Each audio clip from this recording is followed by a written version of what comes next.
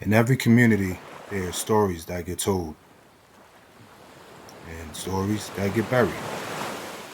There are bridges that lift people up and gaps that pull people apart. Some truths aren't loud, they whisper in the places between us, in the silence, in the places where equity breaks. But every bridge has a guardian, every legacy has a keeper. My name is Hakim Coggins. I am the Bridgekeeper. This is not a podcast. This is not a show.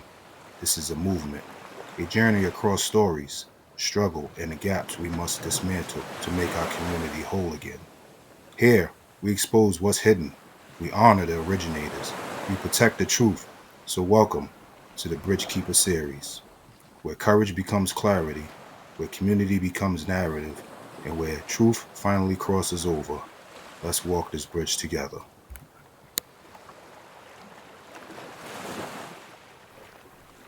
In every community, something powerful happens long before anyone writes grants, fills board seats, or opens buildings. Ideas are born quietly, out of need, out of pain, out of lived experience. They come from the people who fill the gaps, not the ones reading about them. And when an idea works, when it lifts people up, when it brings dignity back, when it restores hope, everyone starts paying attention. But attention has a shadow.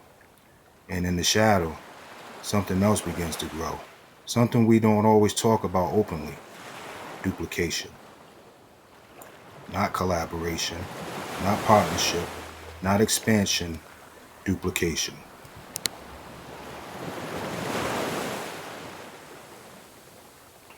Most of the programs that change lives don't start in boardrooms. They start in moments of desperation, moments of clarity, moments when someone finally says, enough. They come from unhoused neighbors, from young people navigating life, from parents who are tired of the cycle, from community members who have nothing but still give everything. That's where real innovation is born, in the struggle. And the people who create these solutions deserve more than to be replaced by them. Across the country, not just here, there's a pattern. A community member builds something powerful. An institution calls it inspiring, and then suddenly, a bigger version appears without the originator.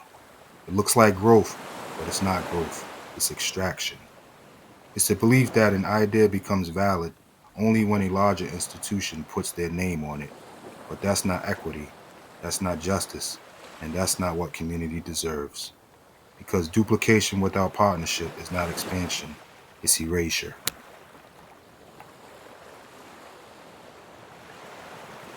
Duplication hurts more than people think. When institutions duplicate grassroots innovations, they're not just copying a program, they are taking credit for struggle they were never part of.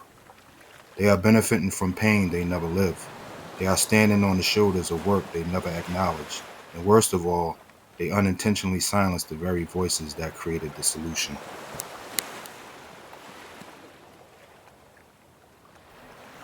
But here's the thing: communities are not blind. They see who shows up, they see who sacrifices, they see who does the work when the cameras aren't around. Duplication gives institutions bigger tools, but it doesn't give them authenticity. You can copy a program, but you can't copy a calling. You can copy a model, but you can't copy a mission. You can copy a service, but you can't copy the soul behind it. The community knows, the community always knows.